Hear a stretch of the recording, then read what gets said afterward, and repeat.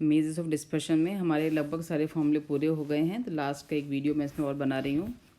इसके बाद यदि किसी क्वेश्चन में आपको डाउट होता है, कोई क्वेश्चन क्लियर नहीं हो रहा है, किसी प्रोसेस में दिक्कत है, तो आप मुझसे इसके कमेंट बॉक्स में या व्हाट्सएप ग्रुप पे पूछ सकते हैं। तो यदि कोई मुश्किल होगा तो उसका वीडियो भी मैं बना के बाद में डाल दूँगी। अभी फॉर्मूले के जो बेसिक वीडियो हैं वो अपने यहाँ पर पूरे हो जाते हैं। इस वीडियो में हम देखेंगे कि जो हमें 3 मेजर्स इसमें सीखे हैं, एक क्वार्टाइल डेविएशन, एक मीन डेविएशन और एक स्टैंडर्ड डेविएशन, उन तीनों के बीच में आपस में क्या संबंध है, यानी क्या उनका प्रोपोर्शन आपस में होता है, और यदि कोई वैल्यू हमारी मिसिंग है तो हम किसी दूसरे के बेस पर उसको हम कैसे फाइंड आउट करेंगे।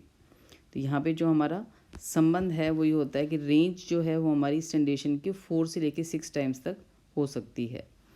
ऐसे हम क्वार्टाइल डिवीजन, स्टैंडर्ड डिवीजन और मीन डिवीजन का इक्वेशन देखें हम संबंध आपस में, तो हमारा 6 times of standard division equal होता है 9 टाइम्स ऑफ क्वार्टाइल डिवीजन के, जो इक्वल हो सकता है हमारा 7.5 मीन डिवीजन के। तो ये रिलेशनशिप है, यानी मीन डिवीजन 7.5 टाइम्स है तो वो क्वार्टाइल डिवीजन के 9 टाइम्स के बराबर होगा। क्वार्टाइल डिवीजन का 9 टाइम्स हमारा 6 टाइम्स ऑफ स्टैंडर्ड डिवीजन की इक्वल होगा, या फिर ऐसे कह सकते हैं कि 6 स्टैंडर्ड डिवीजन का 6 टाइम्स हमारा इक्वल होगा 7.5 मीन डिवीजन की। यानी 3 तरह से इक्वेशन बन सकती है हमारी।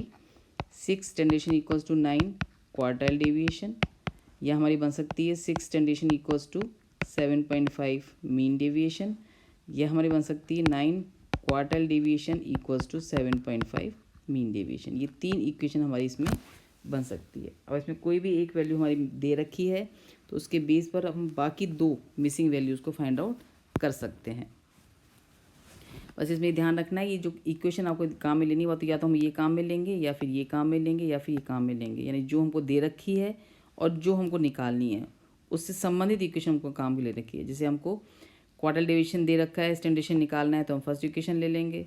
हमें मीन डिवीजन दे रखा है, स्टैंडर्ड डिवीजन निकालना है, हम ये वाली काम में ले लेंगे। यदि हमें मीन डिवीजन दे रखा है और क्वार्टाइल डिवीजन निकालना है तो हम थर्ड इक्वेशन काम में लेंगे। सेकेंड थिंग में ध्यान रखनी है इस इक्वेशन में कि जो वैल्यू हमें फाइंड आउट करनी है वो हमको रखनी है लेफ्ट हैंड साइड, जो भी हमको फाइंड आउट करनी है, और जो चीज़ हमें दे रखी है क्वेश्चन में वो हमारी आएगी इसमें राइट हैंड साइड। बस ये हमें ध्यान रखना है, इस तरह से इक्वेशन को सेट करना है। जैसे हमें क्वार्टाइल डिवीजन निकालना है तो हम यहाँ रखेंगे क्वार्टाइल डिवीजन, या फिर हम इस तरीके से लिखेंगे इसको हम कि 9 quartile division equals to 6 standard division. वैसे जिस तरह से लिखा हुआ है इस तरह से रख के भी आंसर हमारा निकल सकता है, पर थोड़ा सा इजी रहेगा कि हम जिसको फाइंड आउट करना है उसको हम पहले लिखें और जो दे रखा है उसको हम सामने बाद में लिखें। अब एक एग्जांपल लेके समझा देती हूँ कैसे सॉल्व करेंगे। और जैसे इस क्वेश्चन में हमें पहला दे रखा है कि यदि एक आंशिक आवर्ती बंटन में माध्य विचलन यानी मीन डेविएशन दे रखा है, हमारा 4 है, तो हमें यहाँ पे स्टैंडर्ड डेविएशन फाइंड आउट करना है और क्वार्टाइल डेविएशन फाइंड आउट करना है। तो हम पहले इक्वेशन लिख लें हमारी। तो हमारी इक्वेशन थी 6 स्टैंडर्ड डेविएशन इक्वल था 9 क्वार्टाइल डेविएशन के, जो इक्वल था 7.5 मीन डेविएशन के। अब यहाँ पे मीन डेविएशन हमें दे रखा है, एक बार हमें निकालना है स्टैंडर्ड डेविएशन, तो हम इन दोनों को काम में ले लेंगे, स्टैंडर्ड डेविएशन को और मीन डेविएशन को। तो जो निकालना है वो हम पहले लिखेंगे, यानी 6 standard deviation equals to 7.5 mean deviation, और 6 standard deviation equal to 7.5 mean deviation का आंसर हमें दे रखा है यहाँ पे हमारा 4, तो आंसर हो जाएगा हमारा 6 स्टैंडर्ड डेविएशन इक्वल्स टू 30, या और standard deviation equals to 30 divided by 6, यानी आंसर हमारा आ जाएगा यहाँ पर 5। तो ये तरीका है हमारा सॉल्व करने का।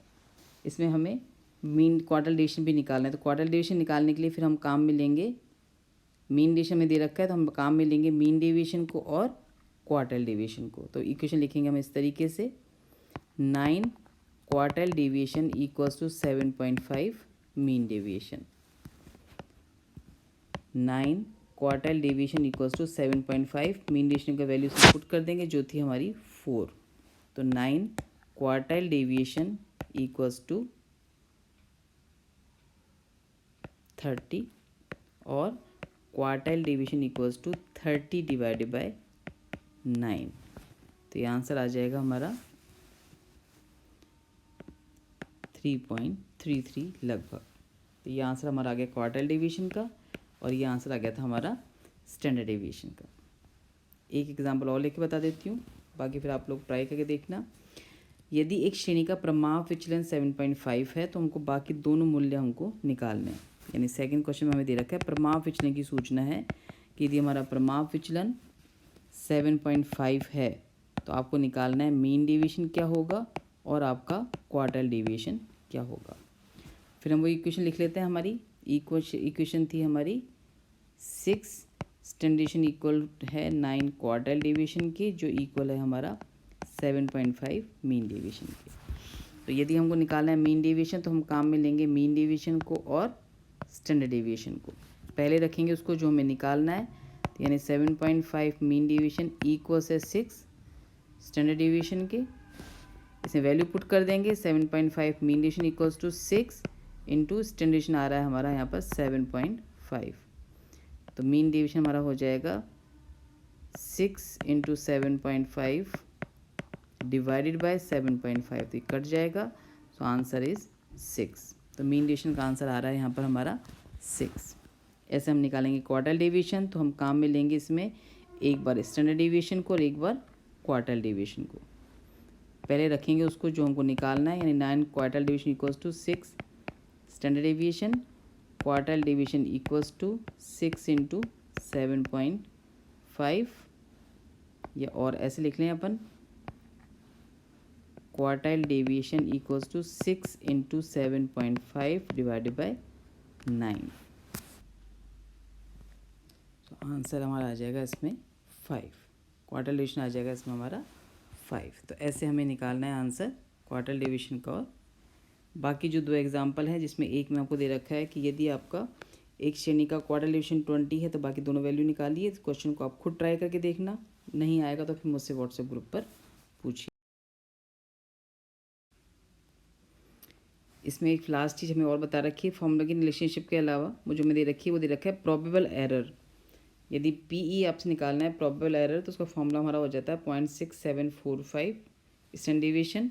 0.6745 को हम 2/3 भी बोल सकते हैं। यानी पीई का जो हमारा फॉर्मूला है, मैं यहीं पर थोड़ी सी वैल्यू है जगह है इसी बता देती हूँ मैं आपको।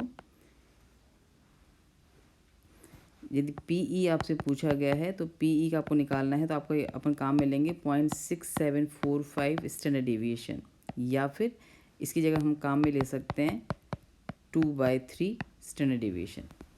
यानी 0.6745 भी काम में ले सकते हैं, और यदि 0.6745 काम में नहीं लेता हम 2/3 भी काम में ले सकते हैं। इसको मल्टीप्लाई कर देंगे स्टैंडर्ड डेविएशन, तो हमारी वैल्यू निकल जाएगी। इसमें प्रोबेबल एरर पूछा गया है तो वो हमारा इस तरीके से निकल जाएगा। आज के लिए इतना ही।